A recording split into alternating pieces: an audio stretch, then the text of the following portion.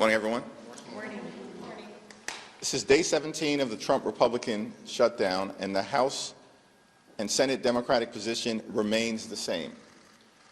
We look forward to sitting down with anyone, anytime, any place, either here at the Capitol or back at the White House, to reopen the government, to enact a spending agreement that actually makes life better for the American people, while also addressing decisively the Republican health care crisis that continues to hurt everyday Americans all across the country. Every day that goes by, there are people throughout America receiving notices that their health care premiums, copays, and deductibles are about to skyrocket.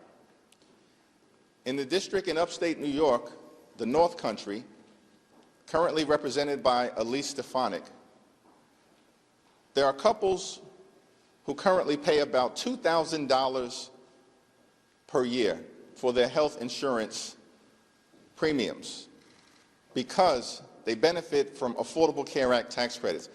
When those credits go away, that same couple will now pay more than $20,000 a year. They cannot afford that.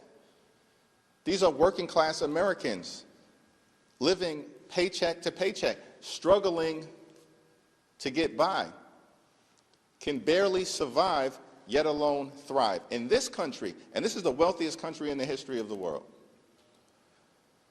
So House and Senate Democrats are going to continue to hold firm as it relates to a basic common sense position that when we enact spending bills, we should be helping the American people, not hurting them. And so we will not support a partisan Republican spending bill that continues to gut the health care of the American people.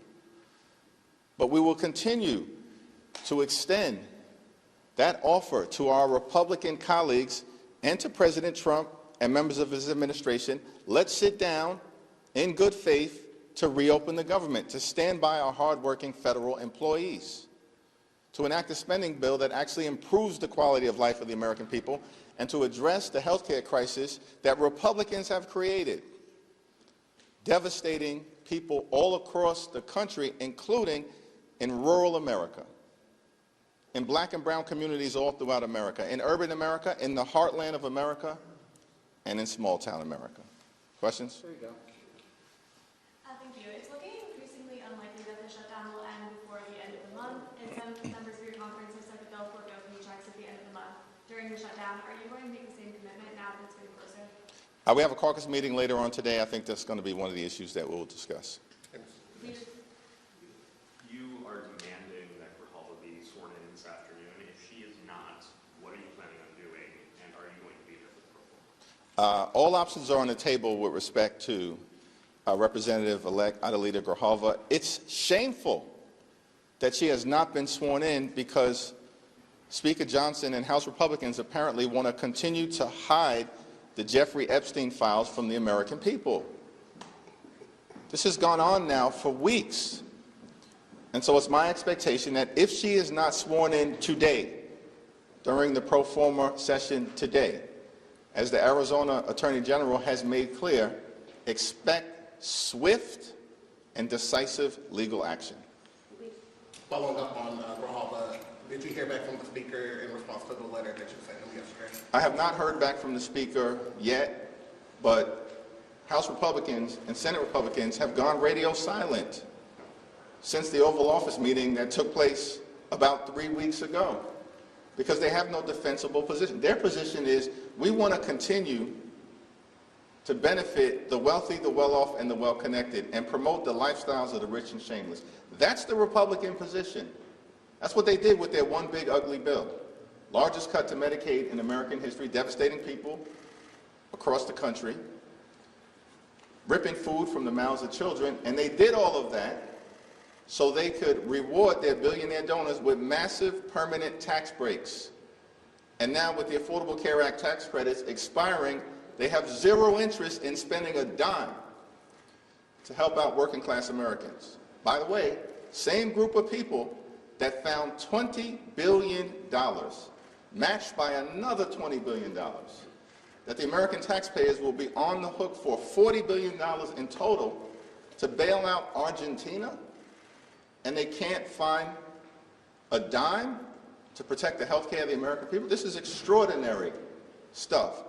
And no word from the Speaker about any of it, because they just continue, unfortunately, to be rubber stamps for Donald Trump's extreme agenda. Leader Jeffries, food banks are preparing for a surge. Federal workers are missing their paychecks, and millions of Americans could soon lose out on their food assistance. So at what point does this shutdown become too painful to continue these health care demands? Well, we need to reopen the government, and we need to reopen the government now. Part of the problem is that House Republicans are nowhere to be found. Literally have been on vacation for 3 consecutive weeks, have canceled votes for 3 consecutive weeks. They are in the Legislative Witness Protection Program. No one can find them here in the Capitol, and no one can find them in their districts. They're not holding town hall meetings. They're not visiting federal employees. They're not engaging with their constituents. They've been on vacation for 3 weeks, House Republican, in the middle of a shutdown. And so what we need is for them to come back to work so we can work this out, reopen the government, stand by our hardworking federal employees. By the way, the Trump administration this year, before the shutdown, has forced out over 200,000 civil servants. That's before the shutdown.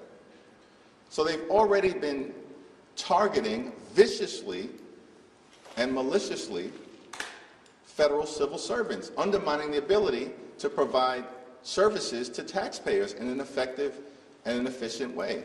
And so cruelty has been the point for this administration. We know this because the OMB director said his goal was to traumatize federal workers and thereby traumatize the American people. That's their words.